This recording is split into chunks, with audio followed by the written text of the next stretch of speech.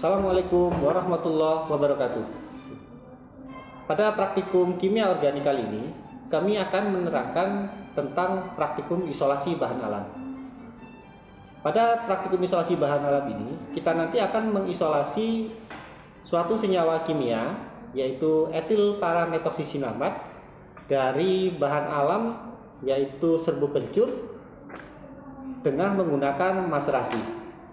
Nah, setelah itu kita akan melakukan kristalisasi senyawa kimia tersebut. Kemudian kita juga akan melakukan rekristalisasi dari etil parametoksisinamat. Pada praktikum isolasi bahan alam ini ada 3 tahapan utama, yaitu yang pertama ekstraksi serbuk kencur itu sendiri, kemudian isolasi etil parametoksisinamat, dan yang terakhir adalah rekristalisasi etil parametoksisinamat. Pada tahap pertama, yaitu ekstraksi serbuk kencur, kita akan menggunakan kurang lebih sebanyak 100 gram serbuk kencur. Kemudian kita rendam dengan etanol sebanyak 100 ml.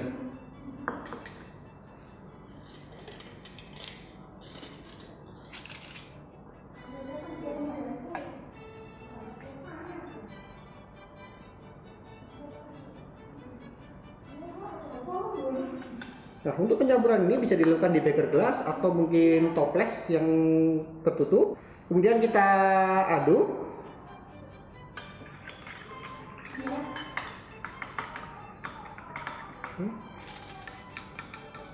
Nah, kemudian kita tutup.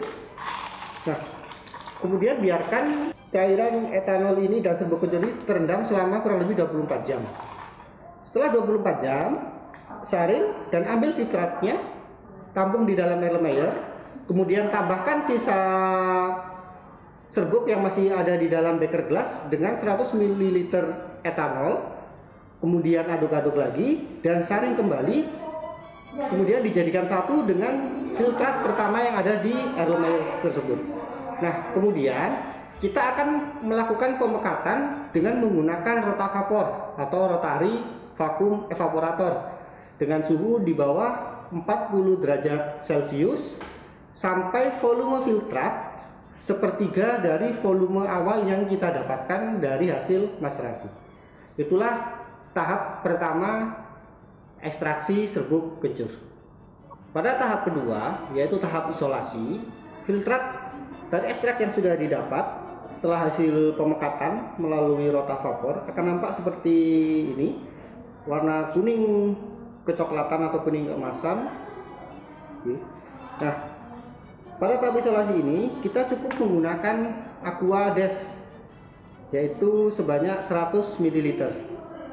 Nah, untuk penambahannya nanti harus ditambahkan secara perlahan dengan bisa menggunakan dengan pipet tetes melalui dinding beker gelas untuk memaksimalkan jumlah kristal yang akan terbentuk nantinya.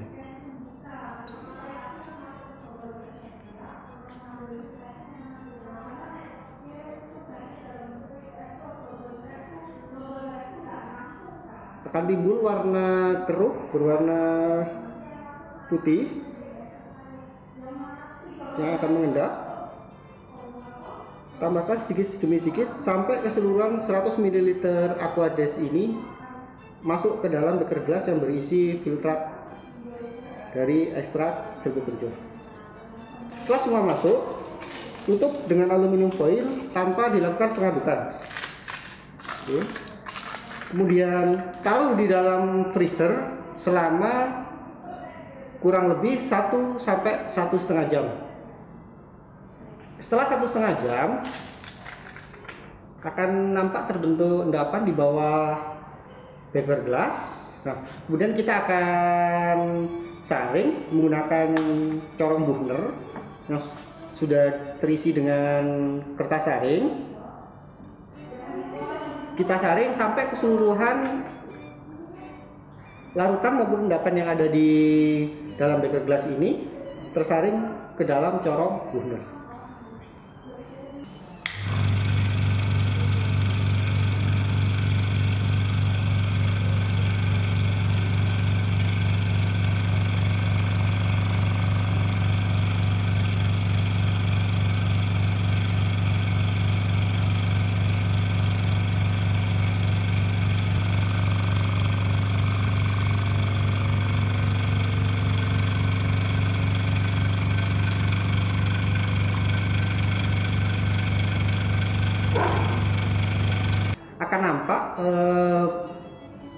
butiran-butiran endapan yang merupakan kristal EPMS. Namun kristal tersebut belum murni, jadi kita akan lanjutkan ke tahap ketiga, yaitu tahap rekristalisasi. Tahap ketiga kita akan melakukan rekristalisasi. Nah, kristal hasil saringan kita pada tahap kedua mungkin akan nampak seperti kuning kecoklatan seperti ini. Nah, dan ini nanti kita akan larutkan dengan campuran etanol dan air dengan perbandingan 30:70. Nah, pencampuran ini harus dalam keadaan etanol dan air dalam keadaan panas, tapi tidak boleh harus mendidih. Jadi kita panaskan bentar di atas hot plate. Dan kalau sudah panas, baru kita campurkan keduanya secara bersamaan. Kemudian setelah larut, kita aduk. Sebelum kita larut, kita pindahkan ke dalam cawan Petri. Kemudian kita biarkan, kita uapkan selama kurang lebih 3 hari sampai terbentuk kristal. Oke, kita tuang campuran air dan etanol yang sudah panas.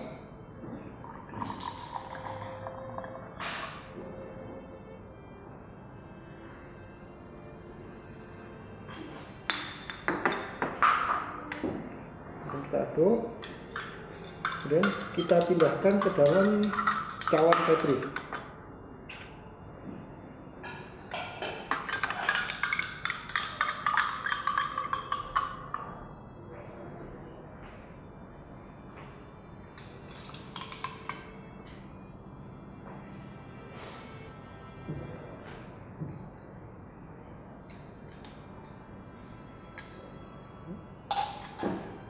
Kemudian kita biarkan dia menguap atau mengendui selama 3 hari. Setelah 3 hari akan nampak bentuk kristal-kristal berwarna putih atau nanti bisa mungkin warnanya agak kekuningan atau kecoklatan.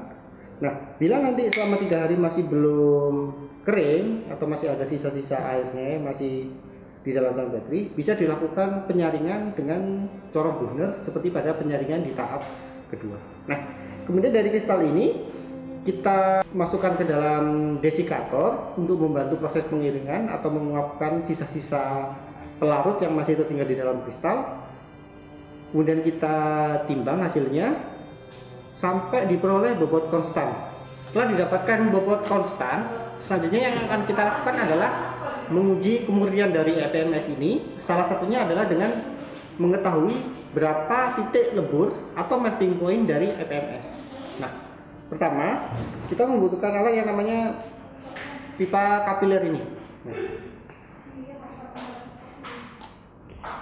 dalam pipa kapiler ini nanti ada bagian yang berwarna biru. Ini nanti tempat untuk memasukkan sampelnya, atau dalam hal ini kristal EPMS sedikit melebihi dari tanda atau garis warna biru ini. Nah, kemungkinan bisa seperti ini. Oke. Kemudian kita set alat melting point tersebut pada suhu kira-kira 10 derajat di bawah suhu melting point yang ada di literatur. Oke. Kita tekan tombol set bersamaan dengan arah panah ke atas atau ke bawah untuk mencapai suhu yang kita inginkan. Dan di sini 40 derajat. Kita masukkan pipa kapiler yang sudah berisi sampel pada tempat pengamatan.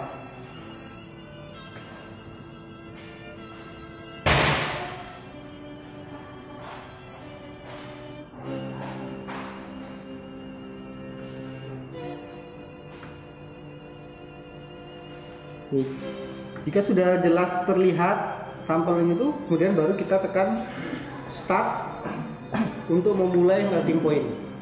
Saat sudah start atau mulai melting point, kemudian amati, tunggu sampai meleleh seperti pada video ini. Nah, kemudian catat berapa suhu saat meleleh tersebut.